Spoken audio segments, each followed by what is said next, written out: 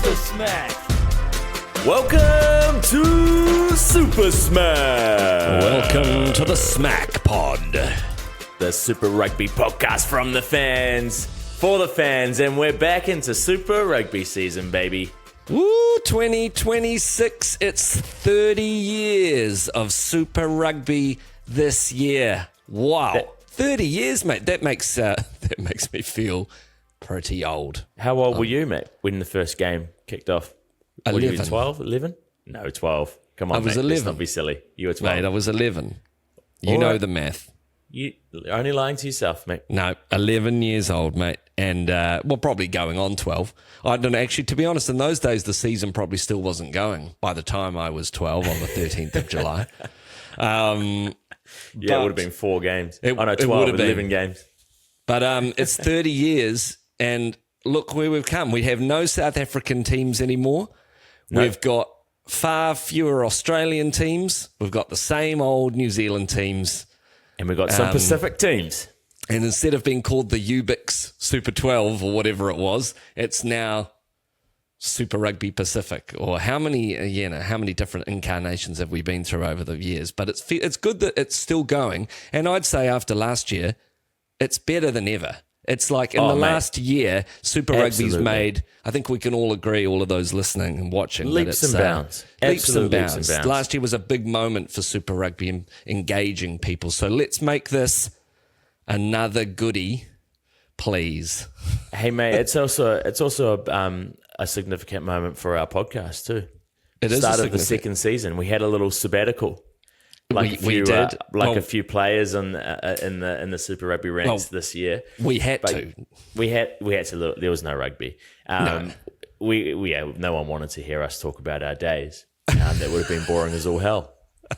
So we're absolutely stoked that rugby's back because we get to catch up once a week again, have a little natter, find some little funny bits of the week. But yeah, it's good to be back, mate. It's good to see you.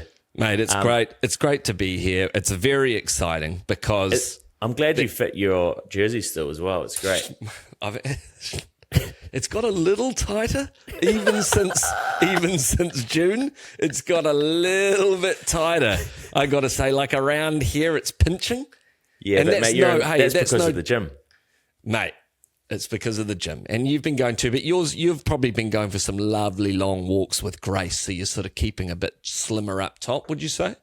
Oh no, mate, I'm putting weight on up here. That's hard now. You. What are you bench pressing now? 10 pounds these days. So we've got what? Yeah, of course you are. Sorry, mate. 140 pounds. What? Are you? Yeah, no, mate. you're not. Big 70 boy. keys. Big boy.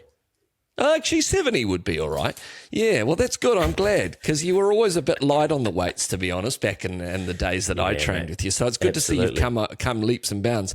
Hey, let's get on with this, mate. Come on, let's talk about some rugby. Let's talk about some rugby. Hey, it's just a excuse for a couple of guys to catch up. No, this is a rugby podcast. You're here to listen to what's going on in 26, and we've got some big things happening this year. Well, where do you want to start, mate? Well, I mean, we should probably start with talking about the news of who, unfortunately, is not going to be a part of this season. Well, there's a couple of reasons. Yeah, we've got a few injuries that have crept in over the break.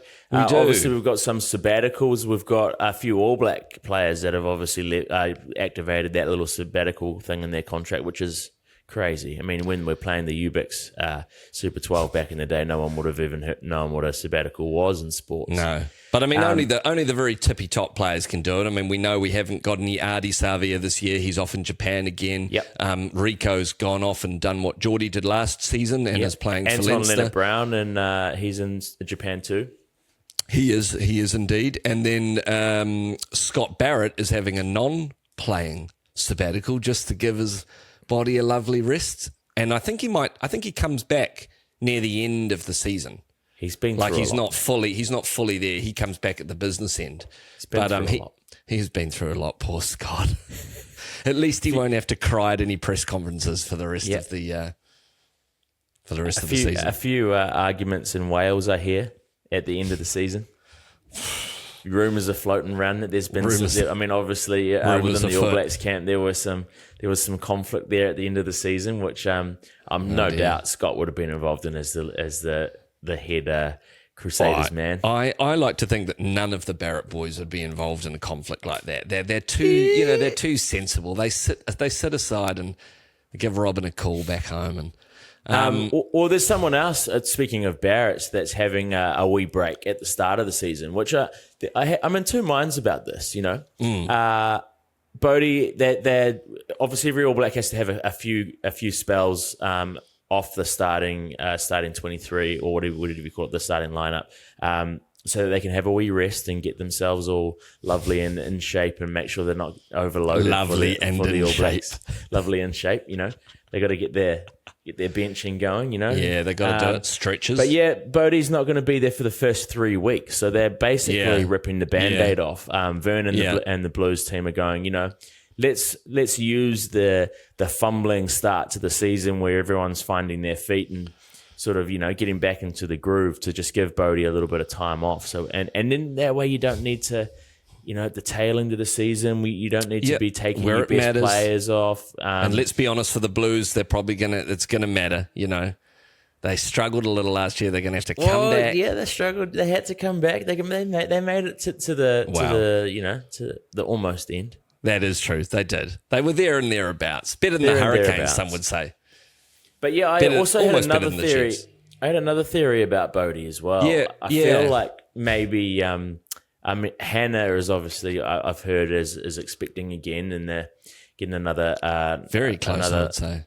Yeah, another spring chicken into the family. Well, no, it won't be. It'll be an autumn chicken.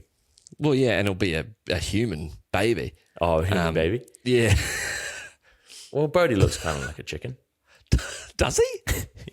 Yeah, he's got that. Jesus, mate, just ring him out. He's a handsome man. He's a handsome man. I've got a lot of time for Bowden Barrett. Yeah, lovely smile. Yeah, I mean, look, we know that Hannah is expecting, and are we thinking that potentially this is a very well timed workload rest? Well, mate, it makes a little bit of sense to me. We've all had friends that have have had babies, and it's a tough time at the start. And none of them were professional rugby players. No, exactly. Traveling around. So stop pissing and moaning. So I feel like maybe Hannah's written a little letter to Vern and just gone, "Hey, mate, this is the sitch." And Vern's responded really well. I think I think they've just cut Bodie out. Bodie just, he does what he's told, by probably both of those parties. And he's given Hannah a call and gone, "Look, Hannah, I've received your email and I've taken it to the coaching staff and the board." Yeah, I think she's emailed. Yeah, and it's like legal. She's probably chucked it through ChatGPT to make sure that it sounds official and very legal.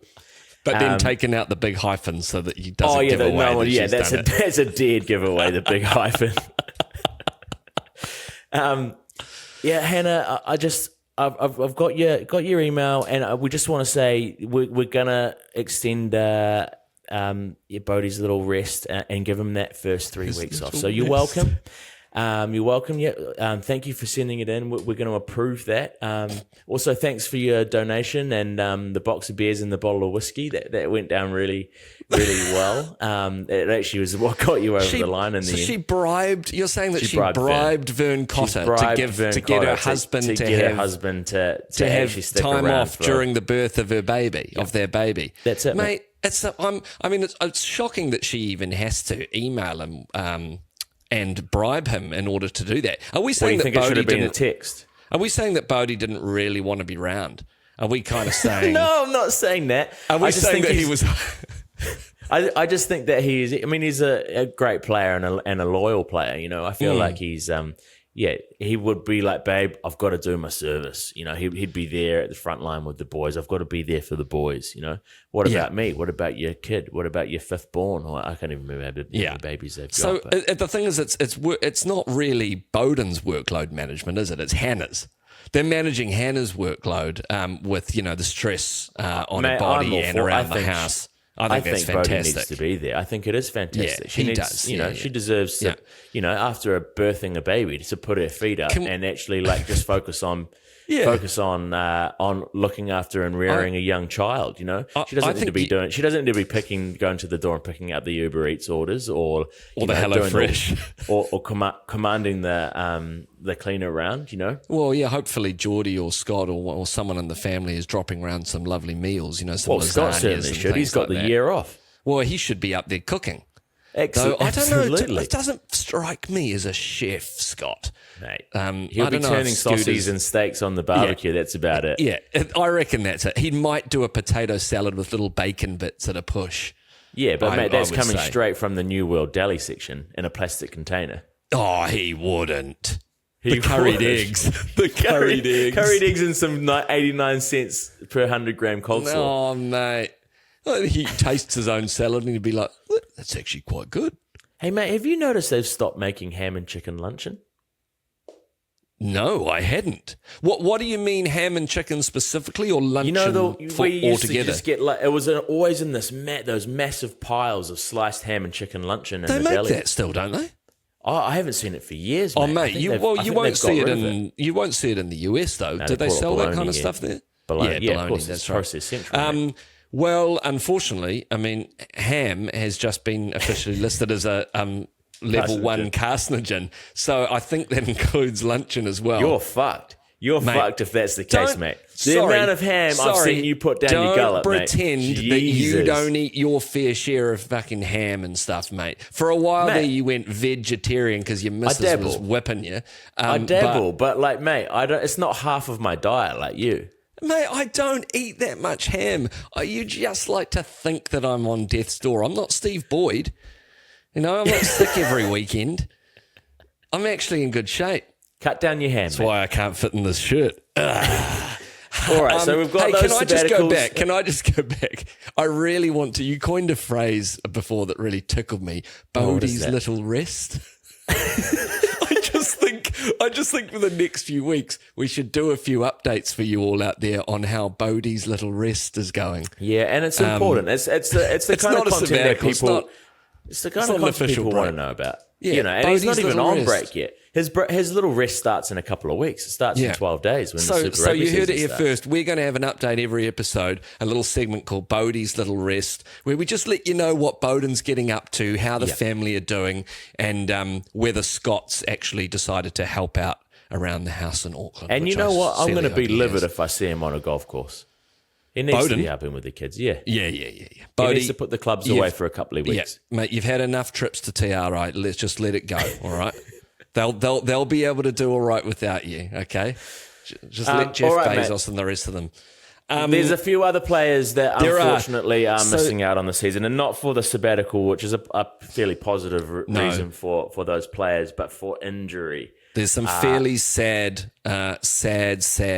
exclusions this The year. first two I think you're going to palm off is like, I find a little bit not funny. It's not funny. It's not funny, but okay. But- I laughed when I saw it at first, only because I thought of Ryan O'Kane's face at home going, oh man, there goes our opportunity.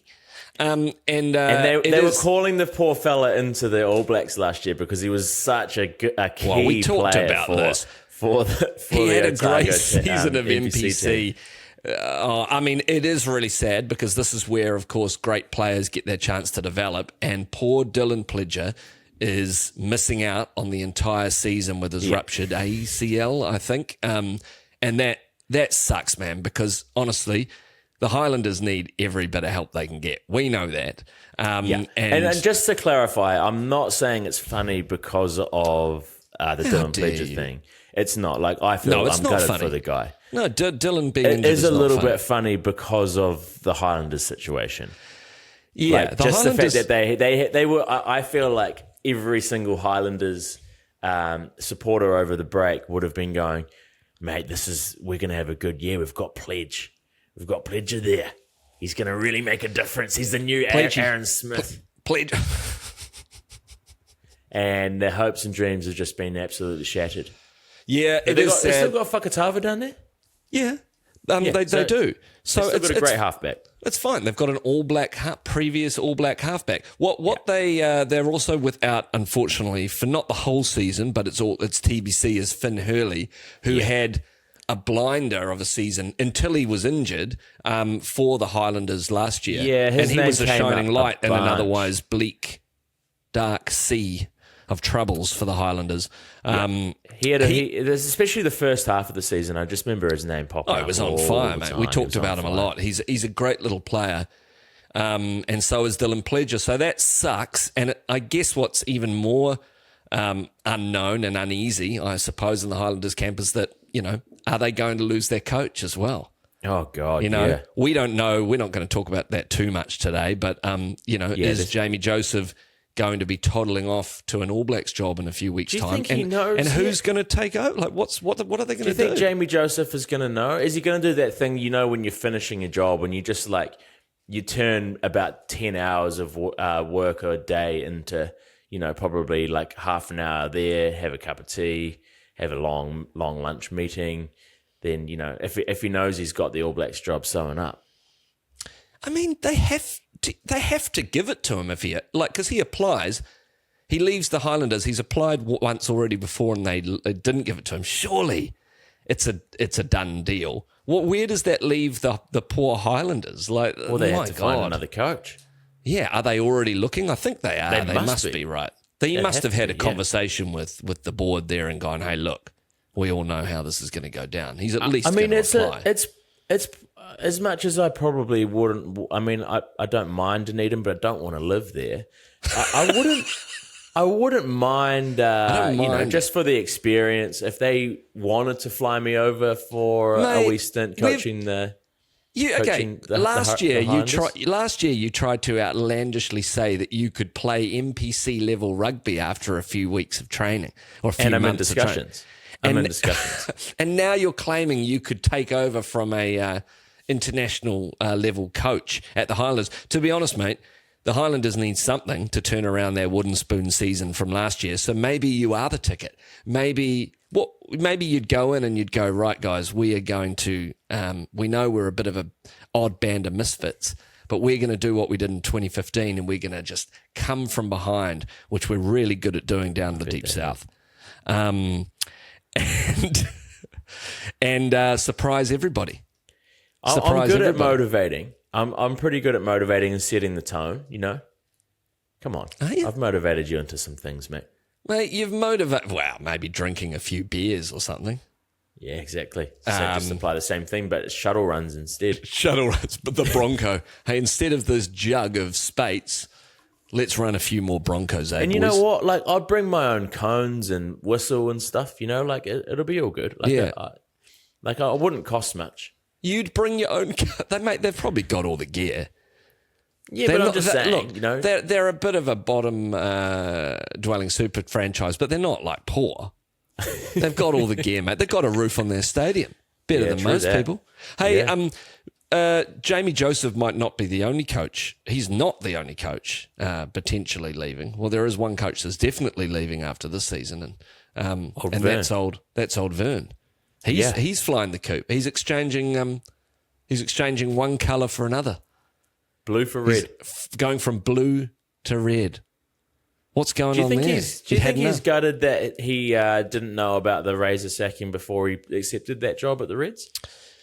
Do you reckon he would have been even remotely a shoo-in for the All Blacks job? I don't think so. He's got international experience. I mean, we've literally got that's talking about casting the net wide, but we've pretty much only got two options now. And actually, you're right. What's the difference between him and Joseph? But yeah, Vern he's loyal, obviously, to his appointment because he's off to coach an Australian side. I mean, that's a little bit sad, but good on him. He obviously likes his colours. He's going blue. He's going red. Could have been black. Yeah. But is black a colour though, mate? Black's not a colour. That's the thing. It's an absence of colour. Yeah. Maybe do you think his favourite team would be the All Whites? Hey.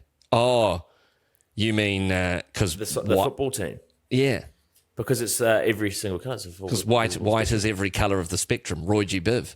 Fuck that! It'd be a dream come true, mate. He's a good coach, so the Reds are going to be like, because old Les Kiss is gone, of course, isn't he? Yeah. So he's gone. He's taken over the Wallabies, and then Schmidt's just sort of floundering around. He could be bloody coming and coaching the All Blacks, but he's not. All right. Well, we'll see what Vern can pull out of his kite this season for the Blues. Mate. I'm sure a few things.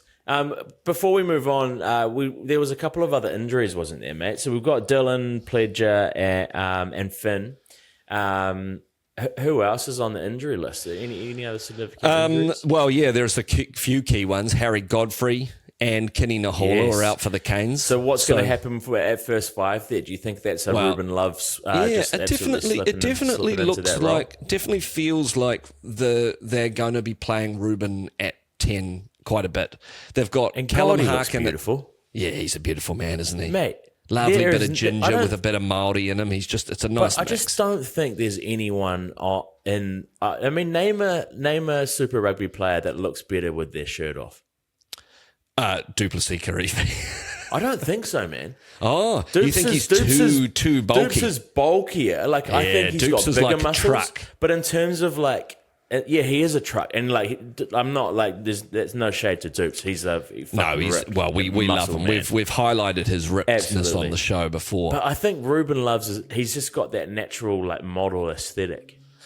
But maybe what I'm getting from you is what when you see Dupes with his shirt off, you're like, wow, that's awesome. Like, well done. Like but when Gladiator. I'm like Gladiator. He's just like all fucking. But your reaction is quite neutral and quite like I'm impressed. Like my reaction would be like, whoa, holy shit, man, that's a hunk of man. You know, like that's a big fucking ball of muscle. But when you see Ruben, your reaction is a little more sexual. I'm like, no, it's more like, damn, right. Fucking hell. Yeah, so you're seeing him from like a... fucking get that. If I took my shirt off and Grace saw me looking like that, Jesus Christ, you'd just... I don't think she'd know what to do with herself, mate. But she loves you for other things that you offer. That's true. I mean, I am lucky that I do have another few qualities that you've got many qualities. A few that she probably, maybe you could work on changing together through, pot calling relationship. Huh? Sorry, just pot calling the kettle, those and glass houses and all that. Hey, what are you talking about, mate? No, I'm absolutely perfect, mate. What are you on about? I know you like to think so. I've got I've got the right attitude. Nah, look, all the best for the year ahead. Ruben Love, beautiful. So he's going to slip into that. He's going to slip into that number 10 jersey probably. He is. And then we've got a couple of any more injuries in New Zealand? Because I know we've got a couple in Oz. Yeah, we've got Harry Wilson and Tate McDermott both out for the Reds. Which is for the Reds. Well, it's big. Obviously they're, Harry's out for the season, right?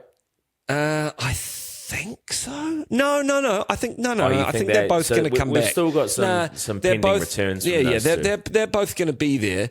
But it's just interesting. There's going to be a lot at the start. There's going to be a lot of influx. A lot of people out. I know the Crusaders, or who's it? Is Highlanders picked up a couple of injuries. Maybe the Crusaders picked up an injury yesterday too. But I think it's Dallas McLeod is out now. So Dallas McLeod is also out after the preseason games, which we should talk a little bit about because there were some certain teams yesterday looking real good.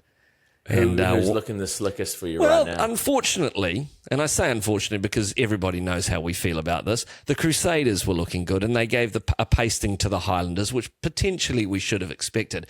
But the other team... Which is game one of the first round, right? It is. On the a little the 13th. Preview of but the other team that was looking really impressive and running with great abandon was the Hurricanes. And God, it was good. It's good to see the backs of the Hurricanes get ball in hand. God, it's always exciting. So they played yesterday at Sacred Heart College here in Auckland. And, it was a high-scoring game, actually. The Blues scored quite a few tries as well. But, yeah, it was good. Good to see. And I've got a feeling we'll make some predictions a little bit very soon. But I've got a good feeling this year in my waters, mate.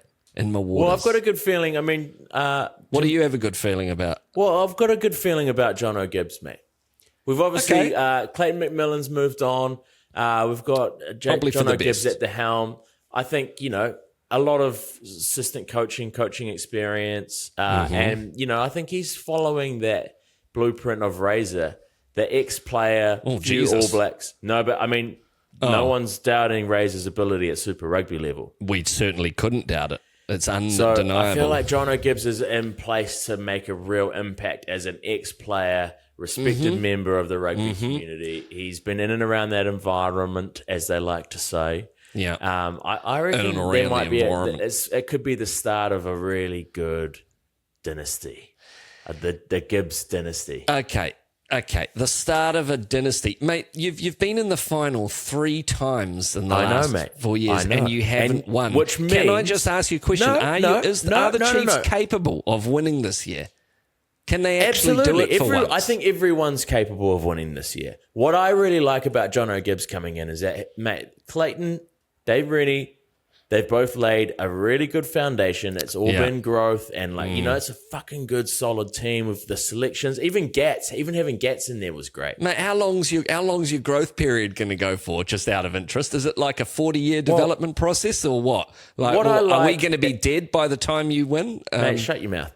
What I like is that John O'Gibbs is picking up a really well-rounded team that is actually performing really well. That can't win finals. I know they can't, but under John O'Gibbs, I'm hoping we can get over the line, mate. Mate, I certainly hope so too. I really do, because you guys have come so close, but you keep getting dicked by the groomsmen at the wedding. Yeah. And but I mean, we've all been guilty. In public too. Like, he's out in front of all the wedding party, the parents, the families, the in-laws, and he's just rooting you against the bloody altar. Yeah, and we've all been guilty of getting pumped by the Crusaders every now and again, Mate, so it's unfortunately the one thing that we will always agree on this pod is that we don't want the Crusaders to win again. We really don't. This year would be great, but they're going to have they've had some fuel lighting their fire too, maybe over the Razor thing. I reckon there's a few people around that camp that are going, we want to show you something. So, God, there's always a reason for them to get up, isn't there? Do you reckon Razor would take the Highlanders gig if James Joseph came in? It's probably one gig he can take. No, he's not going to go. Actually, that'd be interesting. That'd be interesting. Imagine that. That'd be interesting. Imagine if he turned the Highlanders into... He doesn't have the players. We know that's why the Highlanders aren't at the level they should be. They just don't have the players the other teams do. The Chiefs are stacked. The Canes are pretty stacked. The Crusaders are stacked. The Blues are even, the Highlanders are definitely still the weaker team in that respect. But, oh well. That's a good call, though. Imagine if he did. They wouldn't be able to pay him enough. He needs to keep up his new mortgage. He probably bought a couple of holiday homes. Yeah, but if he needs to keep up his new mortgage, mate, he'll be needing a little bit of trickle income, Trickle income? Yeah. Well, you want some money coming in. He otherwise, he's just going to be sitting around. He could start like a new online AI business or something. Okay. Yeah. Selling. That's probably not really a skill set, though, is it? It's more fucking. No, you're right. He can make a play for the breakdancing at the Olympics. Yeah, join Raygun. Razor and Raygun. Is there a dual one that's like synchronized swimming where they go in pairs, And now introducing Raygun and Razor. Should we preview? That still shocks me that she was even. How did that even happen? I know, mate. What the hell is going on? Week one's coming up. Starts on February 13th, on a Thursday, actually. No, Thursday for me, Friday for you. On a Thursday. No, on a Friday. Yeah, it is Friday the 13th of February. Crusaders play the Highlanders. It's a great little opening match, actually. I'd say the other key matchup of that round, I suppose, is the Blues Chiefs, which is always a biggie. That's become a huge battle in recent years. But also, I'm looking at obviously the Canes have got to bye. But we do. Just going to relax. That last Aussie game on the 15th, the Force Brumbies. I've got my eye on that one. Obviously, the Brumbies were the pick of the Australian teams last year, as they often are.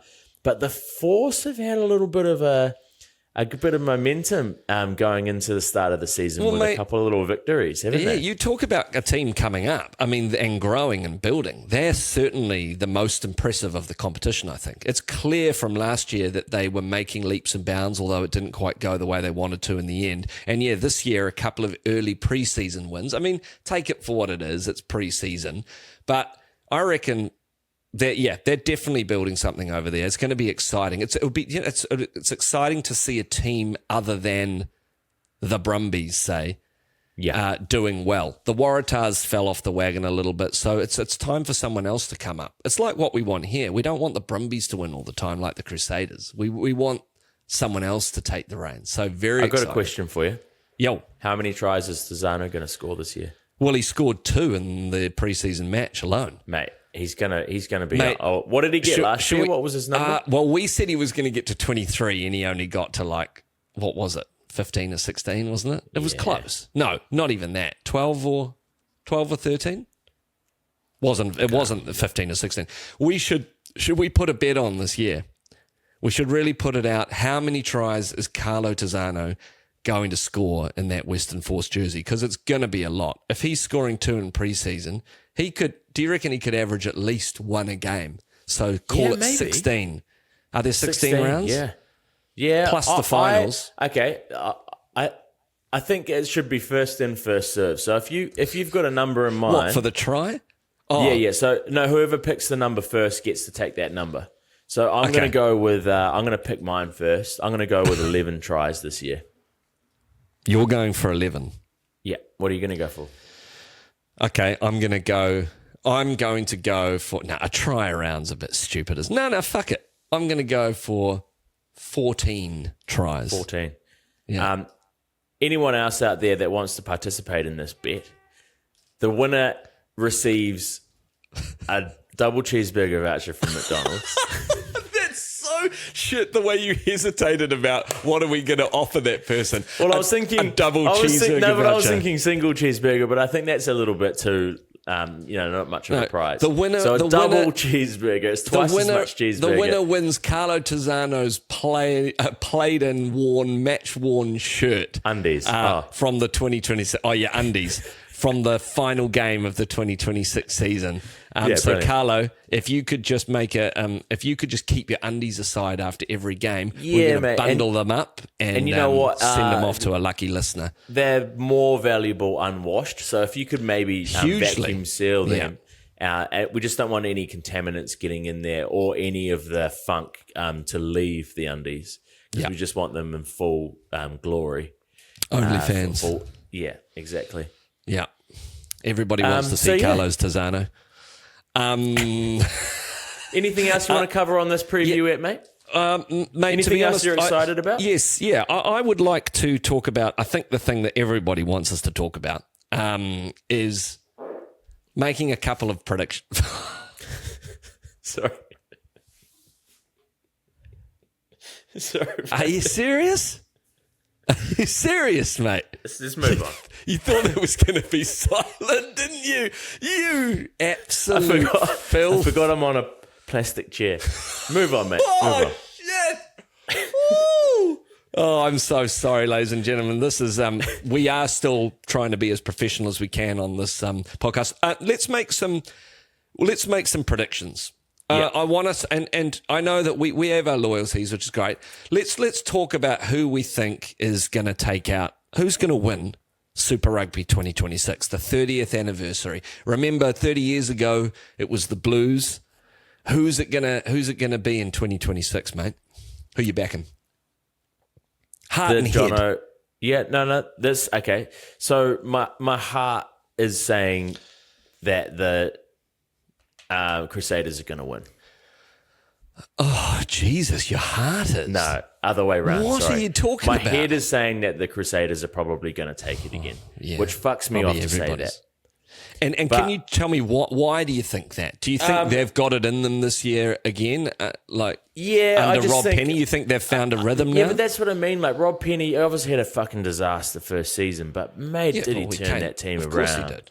Yeah, and it was incredible. And so I just feel like that team succeeds the most when they've got all that self-belief and they're coming off another victory, you know? So I just feel like they've got that annoying bit of momentum, and, you know, and they're not questioning themselves anymore. No. They've got nothing to lose, you know? They just like fucking hammer it at You're damn start right. of the season. That's They're gonna why come they've out been popping. so successful, is because they always talk about how easy it is to win again after you win. You know, like how winning begets winning, which is why it's going to be tough for you guys, because, you know, you guys have been so close so many times, and there's always that massive pressure mounting on you now. After but so that's many seasons. That's where you need that little shift, I think, and that's what the John O'Gibbs factor. So my heart's going Chiefs, and they're going to use the successes that they've had in the last few years to get into the final, and then there's going to be that little bit of extra kind of difference with John O'Gibbs to take them over the line.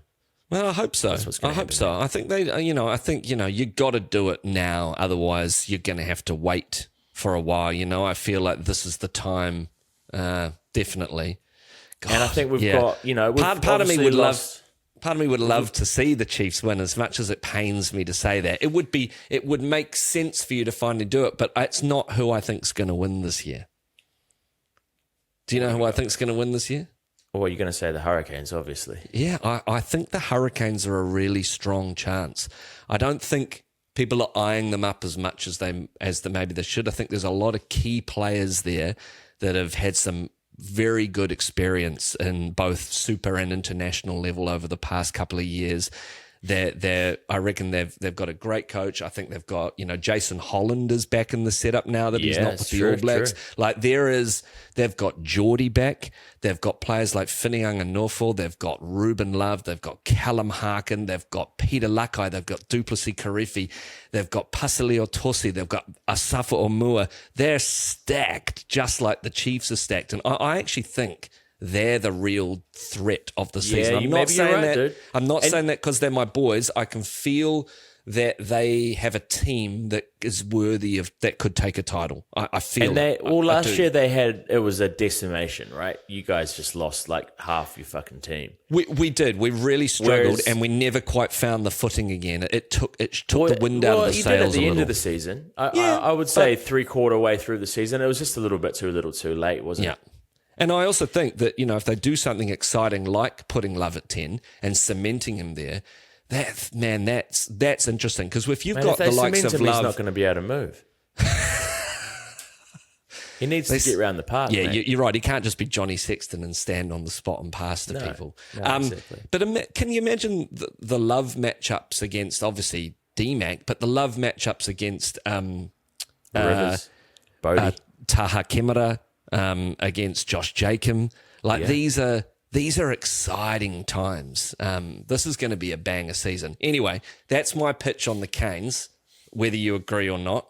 No, I see where you're coming from, but also I think where your team was decimated and was worse starting last year, you've actually improved your team from last year. You haven't actually lost anything. You've only made gains. Yeah, I reckon with someone with Geordie back is going to really that's going to really seal a certain, he's going to bring a huge amount of leadership back into that squad. It's super exciting, I reckon. You saw I'm pumped.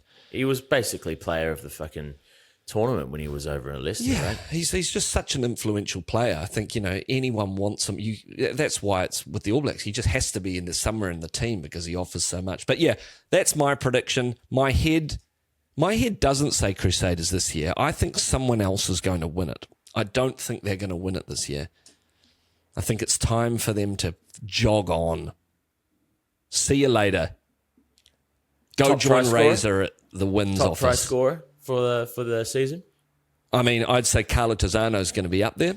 It's Carlo Tizzano. Got to be a back though, isn't it? Carlo Tizzano? Mate, wasn't he the highest last year?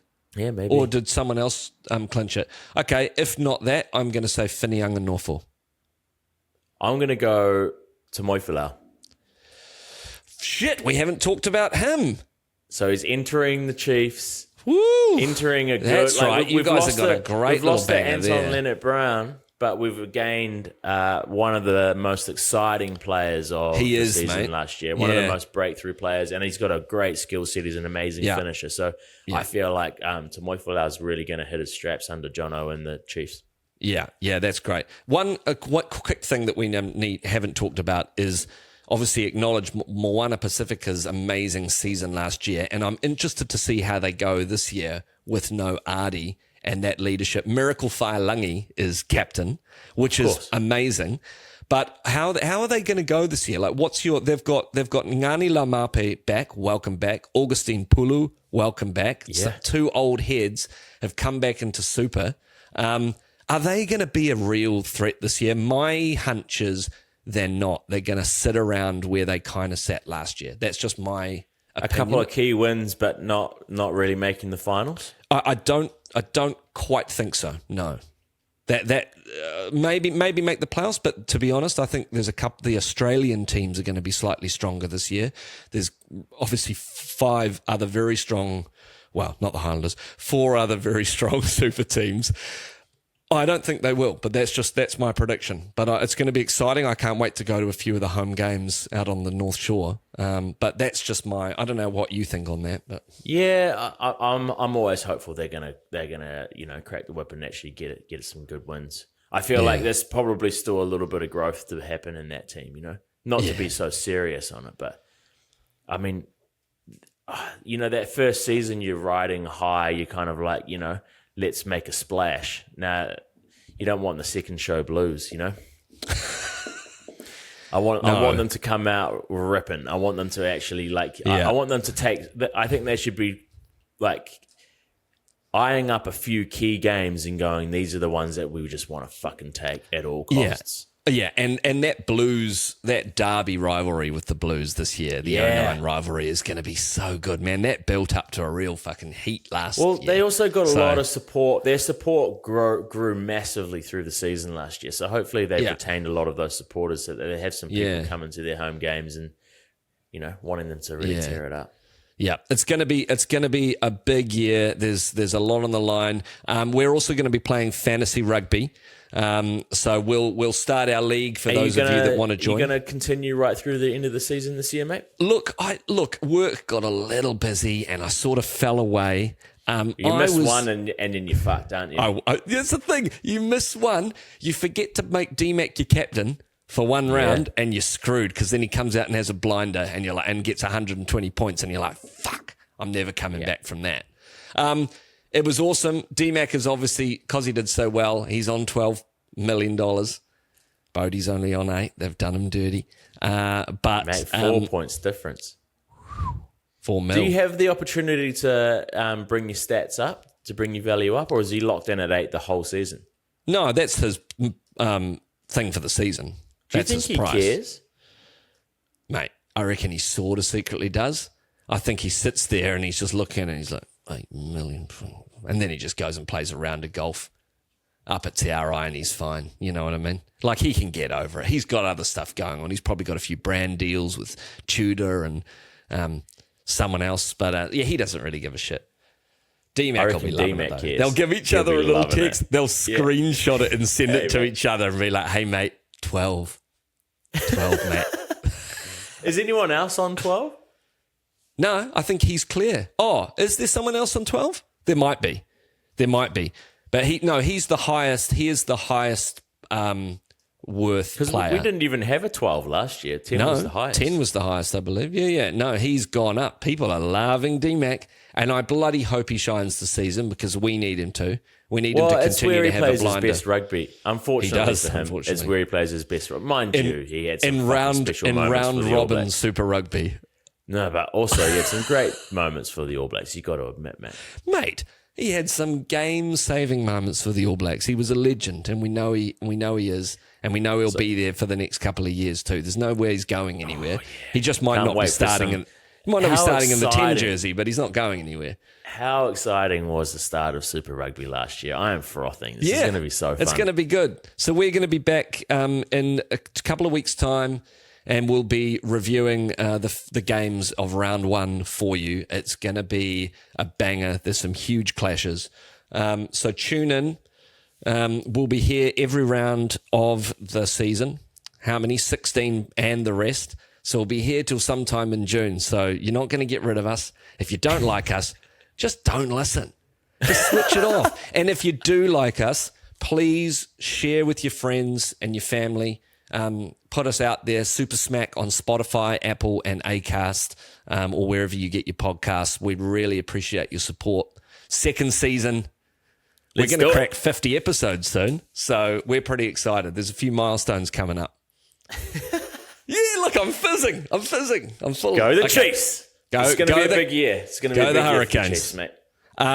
And Scott, just remember to take round a lasagna, all right? Yeah. And have a good rest, bro. I don't want to have to remind you again. Super Smack. Hooroo. See you in a couple of weeks.